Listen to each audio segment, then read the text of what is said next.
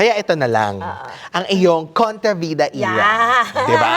Ito na. Parang, kasi minsan ganun ang mga transitions talaga, di ba? Na ang ganda because a different side. Yes. From kilig-kilig at nagbibida, ito na, kumakaaway. Pero hindi naman din yun agad. Kasi aside from Bulaklak ng Maynila, you did Bukas na Lang Kita Mamahalin, which was matapang na rin Yes, di ba? yes. Maldits na rin ng Oo, konti yung oo, character. correct, Pero correct. ano siya, sympathetic pa rin kasi Yes. nga bida.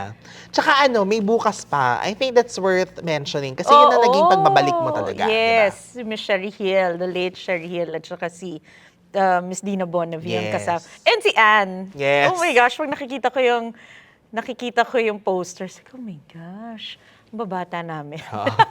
Gusto ko tong pag-usapan, hindi kasi alam mo, favorite ko tong palabas na to. Talaga ba? Not exactly, well, during its run na rin naman. Kasi, okay, ikwento ko lang. Ano to, channel surfing, balita ang palabas kasi. Syempre bata ako noon. Hindi ko nasasabihin ko, baka maloka ka eh. Pero hindi ako nanonood ng balita nung bata ako. So, naghahanap ako ng channel, bigla ako nakita sa IBC 13. Ay, may drama dito. Sige, dito natin panoorin. Tapos, naulit na naman yan nung nireplay kayo sa RPN 9 a few months later lang na parang alam ko tong palabas na to. Parang nakita ko na to at some point. I feel Kasi so yun nga old. yung IBC 13 na show. I feel so old though, IBC 13.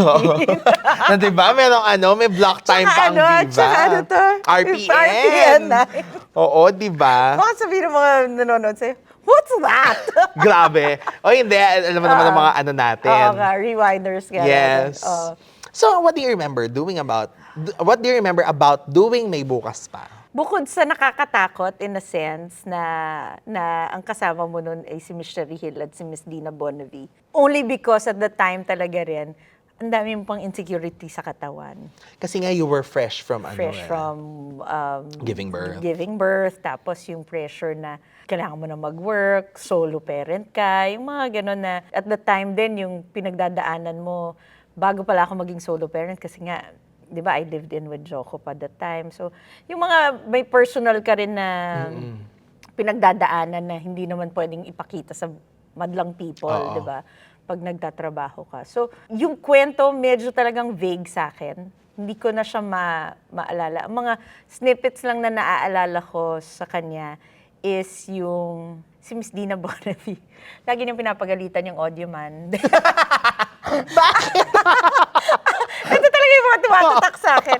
Hindi, pero alam to ni Miss D. Kasi nga, hindi kasi comfortable yung lapel noon eh. Hanggang ngayon naman, hindi siya comfortable. So, di ba meron siyang malaking pack na gano'n. Tapos, pag naka-dress ka kasi, hindi siya pwedeng lagay dito. So, nilalagay mo siya dito.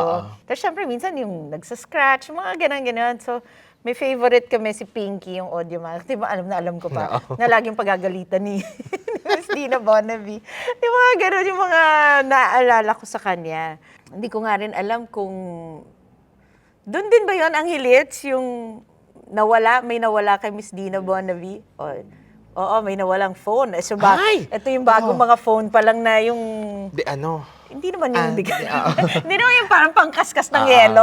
Medyo maliliit na yung... Nokia na to, Nokia na yung mga ganyan. Oo nga. Ayun, tapos mga parang nawala sa phone, ganyan. Tapos sabi niya, magbibigay ako ng reward, ganyan. Hindi ko alam kung 10,000 pesos o ganyan. May balik lang yung phone. Tapos parang after a couple of hours, nahanap yung phone sa basurahan. Okay. So hindi ko alam kung binigay niya yung reward. Kasi wala naman nag-abot nakita sa basurahan. Pero yung mga gano'n, yun lang naalala ko sa show. Pero, yun lang talaga yung... Siguro kailangan ko siyang mapanood. Uy, sana yan ang i-replay ng Viva TV uli. Talaga? Masabi nga natin sa kanila. Diba? Kasi, lagi nire-replay yan sa Ang Viva kasi merong cable channel before.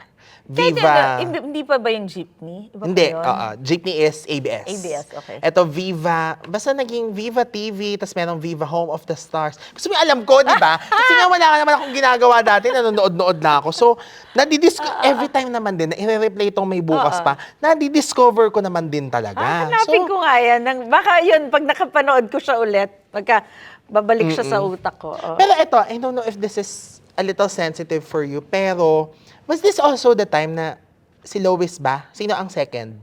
Si Lois. Na you had Lois na rin. Kasi parang may naalala kong eksena, na kidnap ka, tapos hindi ka na bumalik. Tapos alam mo, kung kailan lang ako nagkaroon ng closure niyan, I think si Ate Vicky pa nagsabi sa akin na, oo, hindi na siya nakabalik yan kasi yan na yung time na yun. Oh. So, ikaw din hindi mo na maalala? Oo, see? Sabi ko sa'yo yung mga trauma, totoo yun. Nagko-close yung memory, ko. So, hindi ko din maalala kung yun. nagka-closure Oo nga ba talaga yung character mo. Kung doon na lang ba na nawala siya, hinanap, kasi kapatid mo si Miss D doon, di ba? Malamang Hinanap kung wala, ka niya, walang tapos closure din sa akin. Okay. Oo. Para lang may closure na din ngayon. No, na okay, yun ang nangyari sa ending. Kasi hinanap ko talaga eh. Siguro Sabi nga, ko- alam mo, papanoodin. Sige, dahil dyan panonoorin ko nga, titingnan ko kung ano yung timeline nun sa buhay ko. 2000 ito. So, Oo, mga so ganyan. yan. Dark eras ko yan. Okay. Dark eras! Kasabay niyan, meron ka pang isang ginawa, episode lang naman ito. Oh.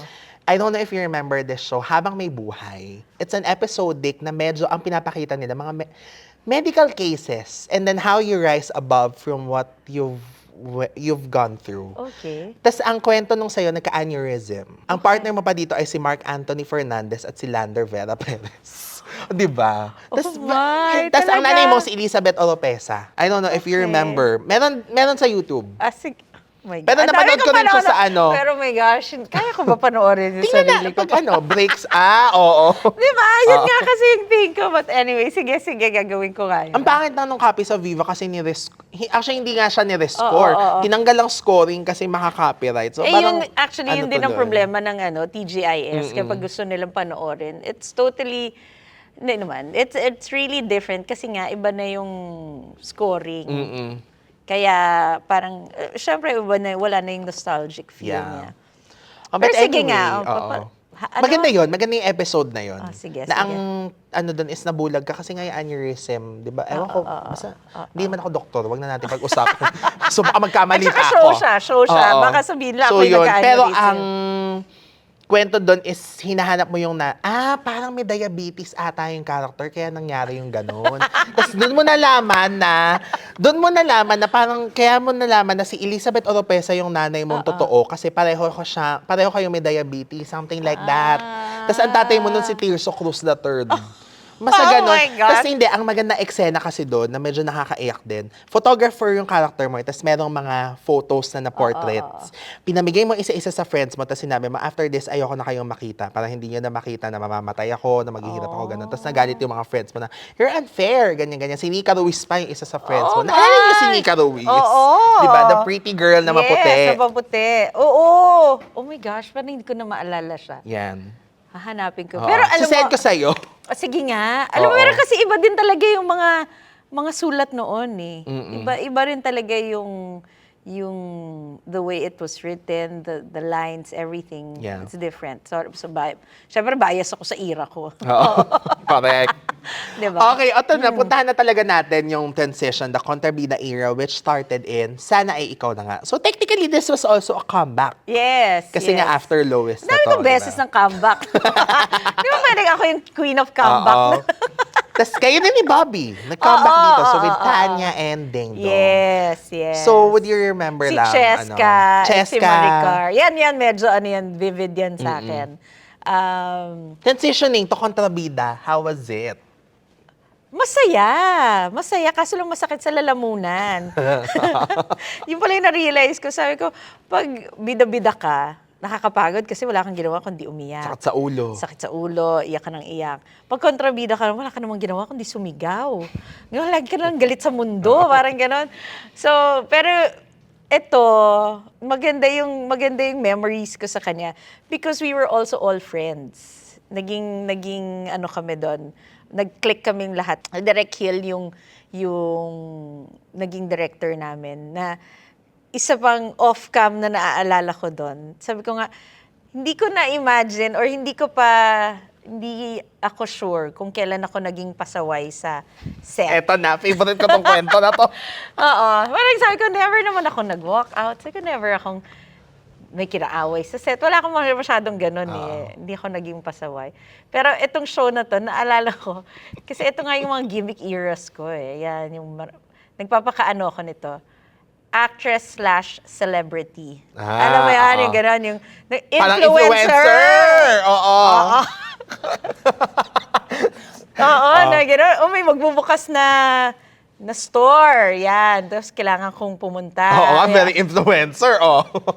Yan. So, naalala ko, may taping noon. So, I had to go. Sabi ko, kailangan kong umalis. Again, wala pang Eddie Garcia law nito. So, pa-morningan ulit yung show. So, sabi ko, Makati yung pupuntahan ko. Sige, tapos sabi nila, pabalik para i-shoot ulit yung mga naiwan kong eksena. Itong mga ewan ko kung aaminin nyo to ha, pero kayo to. Si Cheska, si Tanya, si Maricar, tawag. Si Bob, di ba? Bob, huwag ka nang bumalik. Kasi pag bumalik ka, tatagal pa tayo. Dami pang Ang dami pa kukunan. natin kukunan. Ganyan. So sabi ko, syempre, pwede kaya? Pwede kaya hindi ako bumalik? Ano kaya gagawin ko? Anyways, sabi ko, pagkatapos ng event, so, sabi ng driver, Ma'am, saan tayo? Uwi na tayo? Tapos, dumiretso kami ng uwi. Oo. As in, tapos alam ko na, wala na, nagpatay na ako ng phone doon. Hindi ko nga alam kung tama ba yung nare-recall ko na pinuntahan pa ako ng EP nun sa bahay. Miss H. Di ba? Si Sabi Miss ko, H yan. Oo, yun na akong gisingin. Sabi ko, tulog na ako.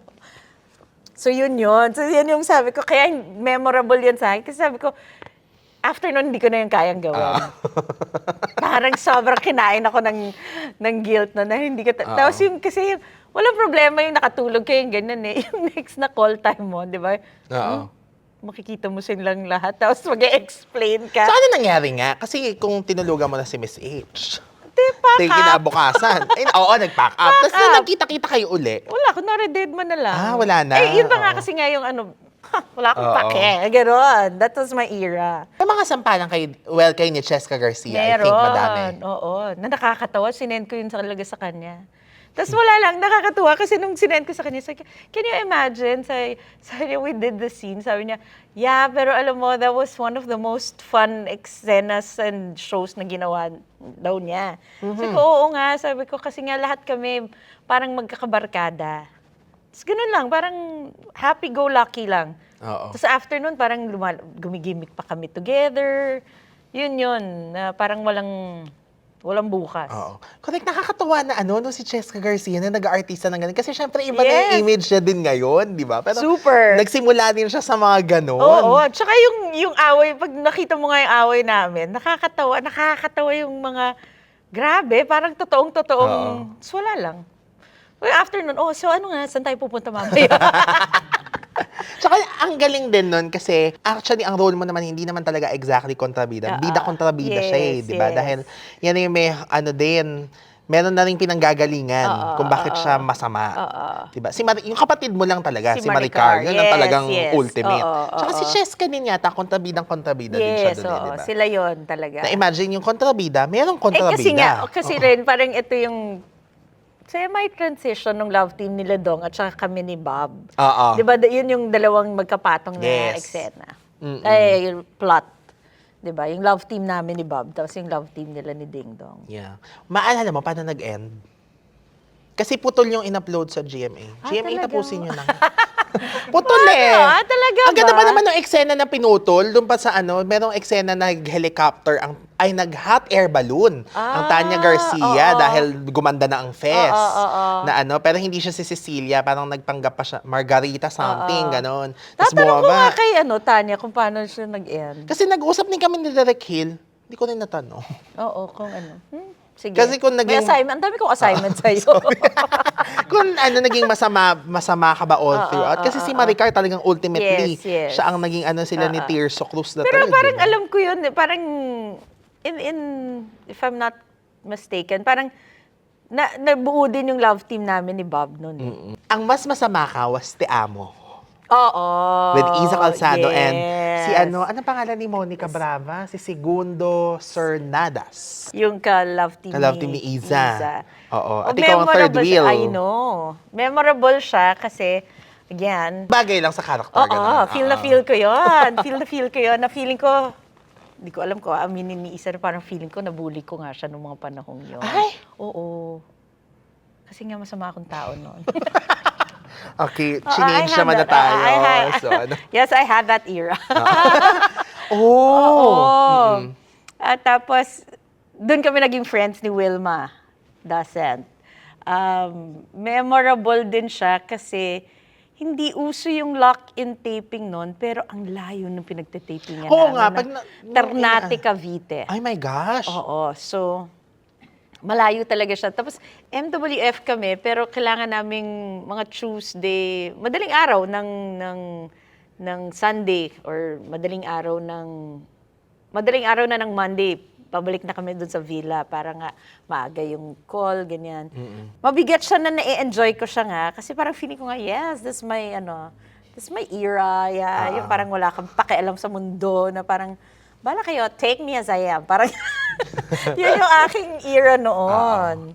Tapos, parang feeling ko, yun nga, parang feeling ko nabully ko nun si Isa. Pero okay naman kayo ni Isa ngayon. Oo, okay naman. Sige. Oo, Gusto ko lang actually, nung napag-usapan nga namin, hindi ko nga alam kung nag-apologize din ako. Sabi ko, sorry yan, mga panahon na yun. Kasi nga, iba rin kasi yung pinagdadaanan ko noon personally eh. Kaya parang feeling ko, lumalabas lang siya, yung parang gano'n. And then, meron akong outlet to be that because ganun pa yung role ko. Oo, correct. So, na-empower siya sa akin. So, parang, ganito naman ako ganito lang ako. Parang ganun yung dating. Pero magaganda din ang mga kasama nyo dyan. Oo Johnny Delgado, naman. Tita Jane, bless her soul. Oo, Princess pati- Ponsalan. Pati si Johnny Delgado, di ba? Oo nga, bless his soul. Basta ano yan, feeling ko kung ano ako nung character na yon, ganun din si Angelo nun. Ganun din siya, evil din siya. Parang ganun. So, evil ako, evil din na yung character. Sobrang unparintabal ba na mga ginawa mo kay Isa? Gusto kong tanungin eh. Parang bakit mo naisip na binuli mo siya? Hindi kasi, paano ba? Siguro kasi bago siya nun, bago siyang artista. Oo, pero hindi ko rin natanong sa kanya kung paano ko siya binuli. Pero parang napag-usapan namin in passing. So sabi ko, sorry, kung ano man yung ginagawa ko sa'yo. Kasi nga, again, nung time na yun, hindi ko rin alam kung ano nga yung sumapi sa akin. Parang gano'n. Anyway, yun naman ay ano na. Oo. Pero okay na kami ni Isa. And then diba? siguro nga lang, it's the way I treated her more than anything. It's the way I treated her na parang, bala ka dyan, bago ka, ganyan ka. Parang hindi ka helpful bilang artista. Pero challenging din yung ano mo dyan, kasi alam ko parang dahil nga kontabida siya. Parang naano din yan after, di ba? Yung ang kinahinatnan is, tama ba? Parang nabaliw ata yung role. Oo. Lagi naman nababaliw na yung role ko pag kontrabida ako. Hindi ko alam kung... Either mamamatay or ano. Oo. Hindi, bago pala mamatay, medyo na muna, magiging ganon. Oo, hindi ko nga alam kung ano ba yung show na ginawa ko na baliw-baliw ako, tapos parang nahulog ako sa building. Ang babaeng hinugot sa aking tadya. Dyan tayo pupuntang next. Yun. Kasi isa rin yan sa mga major kontabida roles. And you were kontabida of Marian Rivera and Ding Dong na di ba? Ang pinaka-memorable niyan is yung ka-love team ko si Ding Dong. Yun talaga yung hindi ko kinahap. Talaga ba? Tapos parang may eksena doon, I remember parang magjowa nga kami doon. So magkikiss kami. Talaga, magkikiss kami. Ilan ba ang ilang taon ba hindi tanda mo namin kay alam Ding Dong? Hindi naman Or malayo. hindi naman malayo. Kaso lang kasi from TGIS na sila yung bata. Oo, correct. Di ba parang Ang weird. Oo, ang weird. Parang, di ba kapatid ka nga lang ni, ni Wax. Pinsan, diba? ni Wax. Pinsan ka ni Oo. Wax, di ba? Inyaki pa rin yung tingin ko sa'yo. Parang, kiss kayo. Kiss kami. Parang talagang, awkward. Talagang gano'n, oo. Pero ano na yan, transitioning na yung siguro pinaghandaan ko rin siya kasi nga yan yung sobrang payat ako na... Oo. Actually, I remember, malaki ang promo niyan na parang pagbabalik mo sa GMA, tapos malaking character. Yes. Tapos naka-bathing suit ako, gano'n. May malaking hat na gano'n. Tapos short hair ka niyan, di ba? Kasi nga short talagang hair ako. nag-iba. So yun yung mga naalala ko. And then, yung mga eksena, tapos yun nga, bago rin si Yan, na nung panahon na yan, syempre nangangapaka pa rin nung time na yan. Nandiyan din si Paulo Ballesteros kasi siya yung best friend. Best friend. Siya yung best friend ni Marian. So, yun. Tapos nagkakailangan kasi nga, syempre kami nila Dong, mas close na eh. mas close na kami kesa kay Marian. Oo. So, mas nakakausap ko lagi si Dong. Mm-mm. And dito na yung mga panahon na era na ang mas focus ko is yung kita ko. Oo. Kasi yung pagiging artista ko. Oo. May binubuhay na ako mga anak mga niyan. anak, correct. Oo. Pero na-enjoy mo yung kontrabida talaga na ano? Nakaka-enjoy siya. Nakaka-enjoy siya kasi nga hindi ako natural, 'di ba? Hindi innate sa akin minsan yung maging masungit, mataray. Hello, Yeah. parang gano'n. Hindi yun ano. So dito ko na challenge yung sarili ko. Na parang minsan talaga maging masarap din maging masama. Parang gano'n. Pero hanggang doon na lang. Oo, sa role lang. Sa role na lang, hindi ko na dinadala sa ano. Real life. Sa oo. real life. Sa Te Amo ko lang nga siguro nadala yun. Kasi nga, dahil yun din naman ang pinagdadaanan mo. Oo. noon. Pero ang dami mo na rin naman palang inape, no? Tanya Oo. Garcia, Isa Calzado, Oo. Marian Rivera, Jenny Lynn Mercado. Favorite natin yan. Oo. Hindi ka na mag-iisa, yung Oo. namalat-malat ka. Oo.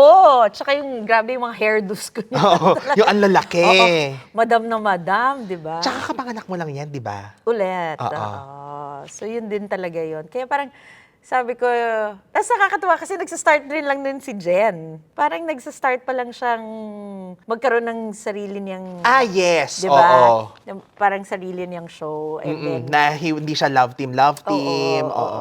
Tsaka mas dramatic actress. oo, mas romantic. And diba, parang, pero yan yung mga, parang feeling ko, sabi ko, mas mabait ako, gusto ko sabihin, mas mabait ako sa kanya kaysa nung kay Isa. Parang feeling ko, oo. Medyo yung nagsisettle down na ako, yung bumabalik na ako sa ano, natatanggal na yung sapi ko sa katawan nung mga panahon na yan. Mas nagsisettle down na ako. Ayan. Correct. Pero yung character, hindi pa Yung rin. character, hindi. Kaya nga siguro na-enjoy ko siya kasi nga may times na yung mga pent-up emotions mo na hindi mo naman talaga nasasabi o ano. Pero pag may mga ganyang roles, ang saya. 'Di ba? Parang, pero buti na lang hindi rin ako mahilig manakit. yung hindi ako nag-off character or hindi ako gumagawa ng isang bagay na hindi dinedirect sa akin. Alam mo yun? Kasi wala may mga naman akong... nangyayari kasi yun. Oo, di ba? Yung kung, Pag na-carried away. kung talagang ganun lang ako, Oo. di ba? Parang, gusto ko mananampal ako. Tapos, showed, di ba? Eksena naman siya, so wala siyang magagawa. Correct. Wala naman akong ganun. Pero, sabi ko nga parang, pero yung outlet mo na pag, yung frustration mo, doon mo na lalabas. Grabe din ang ano niyan, di ba? Sa hindi ka na mag-iisa, maalala mo ba yung last scene yun? Nasa ano yan, di ba? Perya? Oo. Kamusta? Kasi habulan yan, I remember. Oo, sa Quezon City pa ata yan, I remember. Sobrang init din. And basta, Kapagod. nakakapagod. Tsaka yun na nga hindi na siya, I mean, isipin mo na lang yung equipment noon compared sa ngayon. Iba talaga yung, iba yung physically. Physically, kasi syempre pag emotionally, nasa sayo naman yun eh. Pero yung physical na pinagdadaanan namin dati, shooting a TV show like that, na wala ngang Eddie Garcielo. Iba rin talaga. Iba yung training din namin. Kaya siguro yung appreciation namin sa craft, yung appreciation namin ngayon sa whole crew, hindi na nga lang yung personal mo, yung appreciation mo na maawa ka rin, galingan mo na kasi kawawa yung lahat ng eksena sila kasama, ikaw nakakapagpahinga ka Oo, pa. correct. Diba? So, ang laki na nagbago when you took on the role of Carmela in Pulang Araw. Oh, yeah. It's kontrabida, pero iba na rin kasi yung Iba na, panahon, oo, iba na oo. yung equipment, iba na yung... Yes. Tama, yung panahon na may EGL na. At saka ito yata ang most bashed kontrabida role mo. Nakarating ka na sa social media. Talaga? Oo, parang makikita ko dati, buisit na Carmela to. Masama talaga, traidor, keme-keme, ganon. Correct. Pero ito rin, transition siya sa akin in a sense na dito ko siguro naramdaman din yung pagiging aktor. Oo. Kasi ibang-iba na siya eh. Yung hindi... Wala siyang Angelo sa katawan. Parang gano'n. Even the look, the feel, wala siyang bahid ni Angelo. Parang gano'n. Kaya parang feeling ko, isa rin siya sa memorable na perfect timing din nung dumating siya sa akin. Diba? Kaya kahit nung nung inoffer siya, owed ko rin siya siguro to being a Filipino. Yeah. Yun yung mas malalim niyang appreciation na hindi siya dahil lang Netflix, hindi siya dahil ipapalabas lang. Yung alam mong tatatak to kasi una, historical siya. Pangalawa, dun mo makikita na yung realities of life na meron talagang mga Pilipinong willing i-sacrifice yung ibang Pilipino. Sad reality, but you know. So yun yung maganda. Tapos makakasama pa ulit si Direk Dom. Yeah. Na Ayun si yun, Barbie din na nakasama ko naman sa yes. Twin ano yun? Academy. Academy. Pinaka first time ko makakasama nun si Sanya. And then si Epi, which is phenomenal also. So lahat sila, si Alden, parang ang ganda lang nung mix ng creatives at saka yung cast niya. Tsaka tumatak. Oo. Yeah. Tsaka yun nga hindi siya, ano siya parang para siya sa Pilipino. Parang gano'n. Magkakaroon ka ng different appreciation dun sa freedom nga. Yun nga yung sinasabi, di ba? Yung freedom na nakuha ng mga Pilipino after that era. Yun, ang Kontrabida era. Yes. Ni Angela De Leon, na nangyayari pa rin naman. Oo. And yan yung hindi mo alam kung pwedeng wala or meron, di ba? Kasi every now and then you get offers sa Kontrabida. Yes.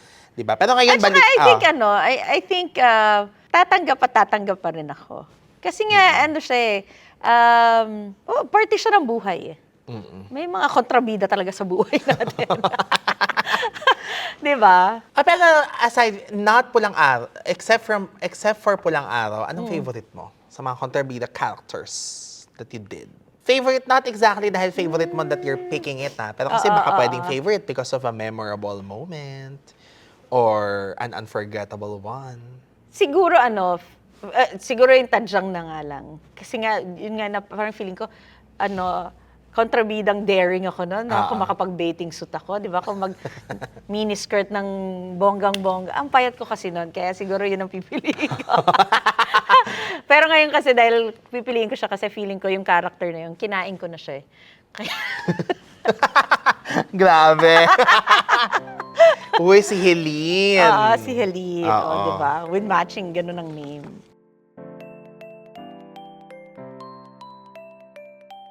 Ito rin lagi. Meron ka nito lagi. Nagsasalubong sa Kontrabida. Pero pwede rin hindi. Of course, your mother roles. Oh, yes. Challenging in a sense. Kasi puro sila bata. So, naalala ko lang nun, ewan ko kung na-traumatize sa akin, sino makisig nun. Kasi, sa senisan ako ng doktor. Pagalitan mo naman ng konti kasi nga, sasabihin ko, patol ako sa bata, ha? Pag nakikita ko sila, parang nakakatuwa rin na meron din siyang memory ko na sila iba na kasi yung appreciation nila sa work.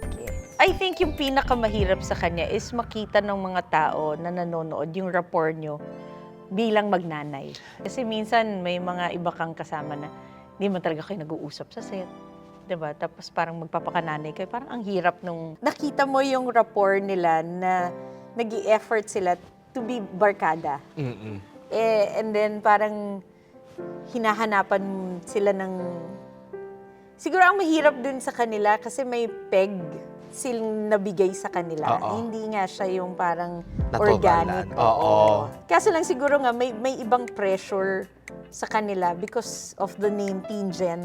Totoo siya. Yung parang hindi niya ako kilala bilang Angelo. Kilala niya ako bilang anak.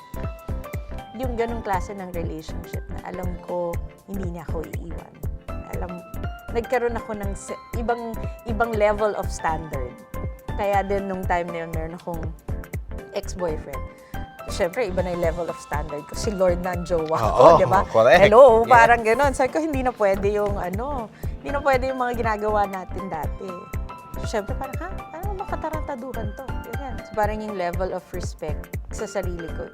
Tumaas talaga yung standard ko. Imagine mo naman parang bigla kang anak ng Diyos. Literal. Literal, no? Tinanggap ko yon. Yung talaga, anak ako ng Diyos. Oo.